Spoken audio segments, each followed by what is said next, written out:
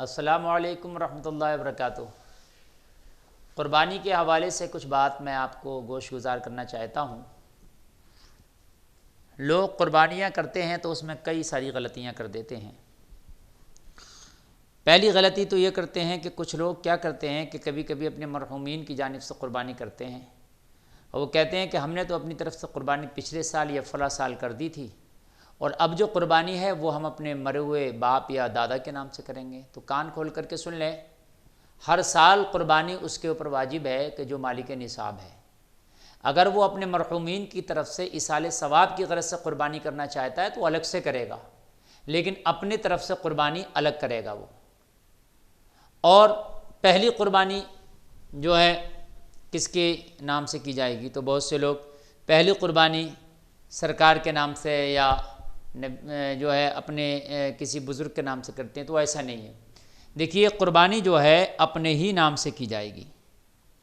کسی کے نام سے اگر آپ قربانی کرنا چاہتے ہیں تو وہ دوسری کی جائے گی۔ اگر آپ مالک نصاب ہیں، آپ قربانی کر رہے ہیں، تو پہلی قربانی آپ ہی کریں گے، اور ہر سال اگر آپ مالک نصاب ہیں تو ہر سال آپ قربانی کریں گے۔ ایسے ہی اگر گھر میں لوگوں پہ کچھ مال الگ الگ ہے، جیسے بیوی ہے، اس کا سونا الگ ہے، وہ اپنے سونے کی مالک ہے، وہ نصاب کو پہنچتا ہے تو وہ قربانی الگ کرے گی، کیونکہ اس کا مال الگ ہے، اور اس کی زکوٰۃ بھی وہ الگ دے گی۔ اور قربانی میں اگر کوئی یہ چاہے کہ میں کسی کے نام سے کروں تو وہ اس کے نام کا حصہ ہے، اس کے نام کی قربانی الگ سے کرے گا، چونکہ بڑے جانور میں 7 حصے ہو سکتے ہیں، 7 حصوں کی گنجائش ہے۔ لیکن اگر کوئی ایک حصہ بھی کسی نے اگر کسی بدعقیدہ کا ڈال لیا تو پھر اس میں کسی کی قربانی نہیں ہوگی، 7 کے 7 کی قربانی ختم ہو جائے گی۔ قربانی کا جو معاملہ ہے وہ تین دن تک رہتا ہے، اور ان 3 دنوں میں قربانی انسان جو ہے کبھی بھی کر سکتا ہے، اس کے لیے یہ اجازت ہے۔ قربانی کرتے وقت ان چیزوں کا خیال رکھے، گندگی نہ کرے، اس کی ویڈیو وغیرہ بنا کر کے نہ ڈالے نیٹ پر، اس کا گوبر گوشت وغیرہ یا جو آلات وغیرہ ہے اس کو جو ہے نہ پھینکے نالوں میں، اس کو صحیح جگہ کہیں دفن کر دے، اور کہیں ایسی جگہ ڈالے کہ جہاں سے بدبو نہ پھیلے اور جس سے پردوشن نہ ہو۔ اچھا، قربانی جو ہے وہ انسان کیا حصہ کرتا ہے تو پوری قربانی ہو جائے گی؟ کچھ لوگوں کا یہ سوال ہے، کیونکہ کچھ لوگ جو ہیں حصہ کرتے ہیں، اور پھر وہ لوگ یہ سوچتے ہیں کہ جب تک ہم 7 حصے نہیں کریں گے وہ قربانی ہماری نہیں ہوگی۔ تو حضرات یہ چیز ذہن نشین کر لیں کہ حصہ کرنے سے بھی قربانی مکمل ہو جاتی ہے، اس میں 7 حصے کی ضرورت نہیں ہے، اس سال کی قربانی ایک حصے میں ہی مکمل ہو گئی۔ اب 7 سال تک حصہ نہیں ڈالا جائے گا، بلکہ اگلے سال جو ہے وہ الگ ایک قربانی ہوگی آپ کی، اگر آپ کے اوپر قربانی واجب ہے تو۔ ایسے ہی کسی نے ایک جانور لیا قربانی کا، اس میں قربانی کا حصہ کیا، اور اگر کسی نے اس میں عقیقے کا حصہ بھی کر لیا تو وہ بھی جائز ہے، عقیقے کا حصہ بھی اس میں ہو سکتا ہے۔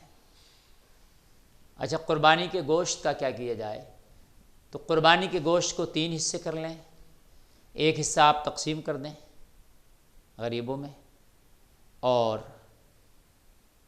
ایک حصہ جو ہے آپ اپنے خاص لوگوں میں دے دیں، اور ایک حصہ اپنے کام میں لے آئیں، گھر کے لیے استعمال کر سکتے ہیں۔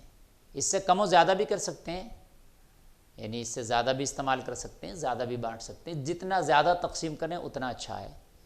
ایسا نہ کریں کہ بہت سے لوگ فریج میں رکھ لیتے ہیں اور مہینوں مہینوں تک گوشت کھاتے ہیں، تو قربانی کا گوشت وہ قربانی کری انہوں نے مہینوں تک بھر کے رکھ لیا، بلکہ آپ اس گوشت کو جو ہے تقسیم کریں اور زیادہ تک جو غربا ہیں ان تک پہنچائیں، کوشش کریں کہ وہ ان تک پہنچ جائے۔ جو لوگ قربانی کے اہل نہیں ہیں، جنہوں نے قربانی نہیں کر پائے ہیں، ان تک وہ قربانی کا گوشت آپ پہنچا دیں۔